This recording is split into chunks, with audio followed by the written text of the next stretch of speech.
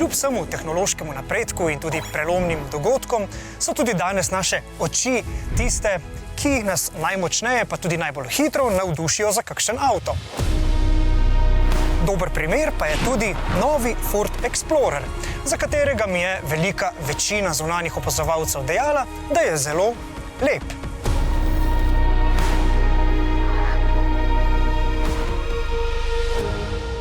Ampak estetika ni pomembna le na zunaj, ker nam date naši gledalci jasno vedeti s svojimi komentarji in sporočili. Zelo pogosto se namreč zgodi, da odločno pograjate nekako neestetsko umeščene zaslone, ki štrlijo nad zgornjo linijo armature. No, z velikim veseljem vam sporočam, da ima Ford za vas rešitev. Poglejte. Moram priznati, da se strinjam z vami. Ko je zaslon takole obdan z linijami armature, vse skupaj deluje bolj očem prijazno. Ampak moram vam priznati tudi, da sem tale zaslon kar hitro pomaknil nazaj v tale zgornji položaj. Razlog je seveda v našem vidnem polju. Ko, na primer, želim, da me na neki neznani poti spremljajo Googlovi zemljevidi, jih moram seveda čim bolj enostavno spremljati, s čim manj pogledovanja s cestišča. No in verjamem, da se boste strinjali, da je konstantno pogledovanje sem dol med vožnjo nesprejemljivo.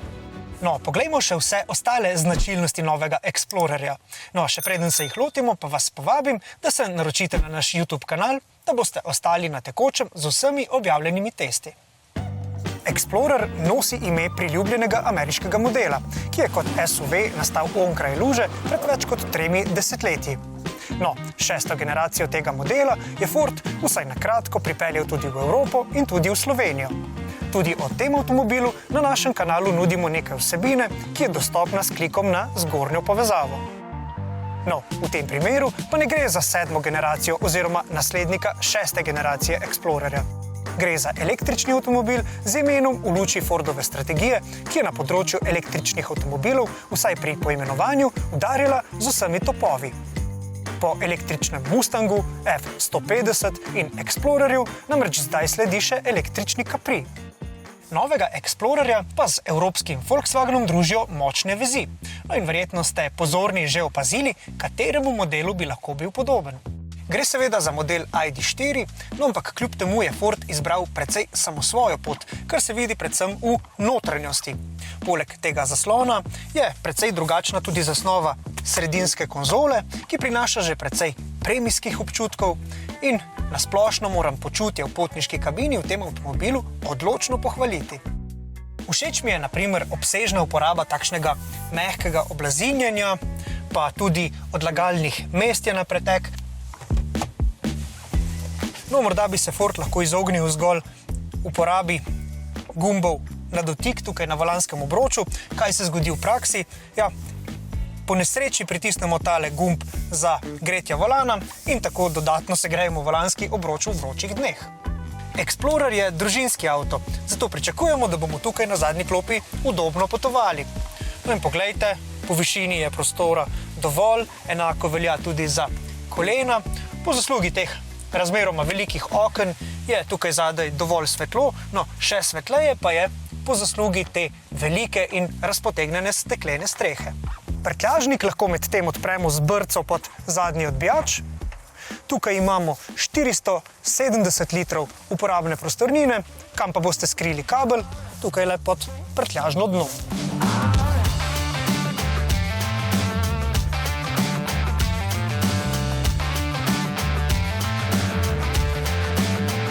In kakšen je Explorer kot električni avto?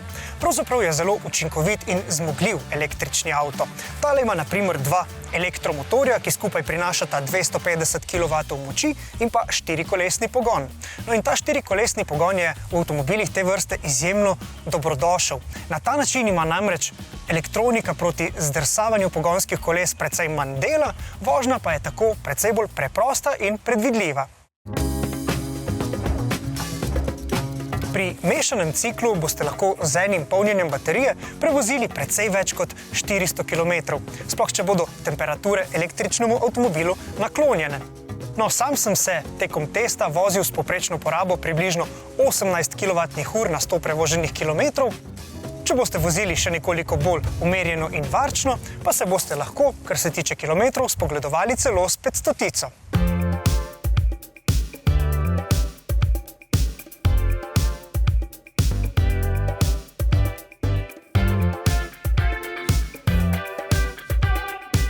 Hitro polnjenje seveda ponuja tudi Explorer.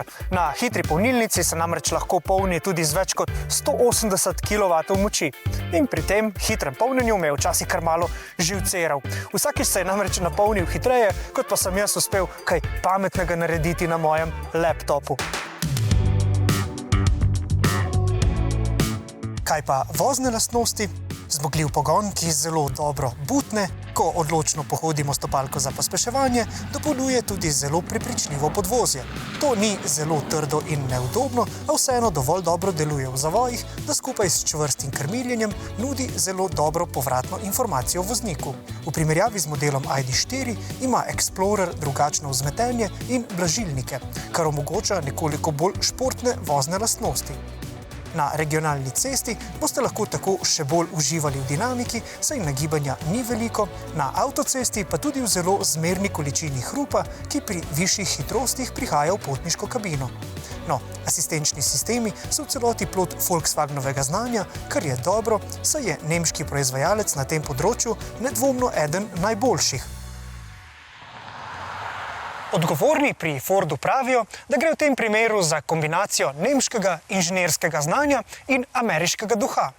No, sam bi jim morda prikimal, ampak pri tem ameriškem duhu nisem ravno čisto prepričan.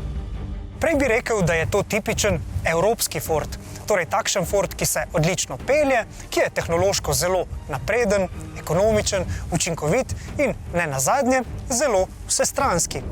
Eden mojih najljubših električnih avtomobilov.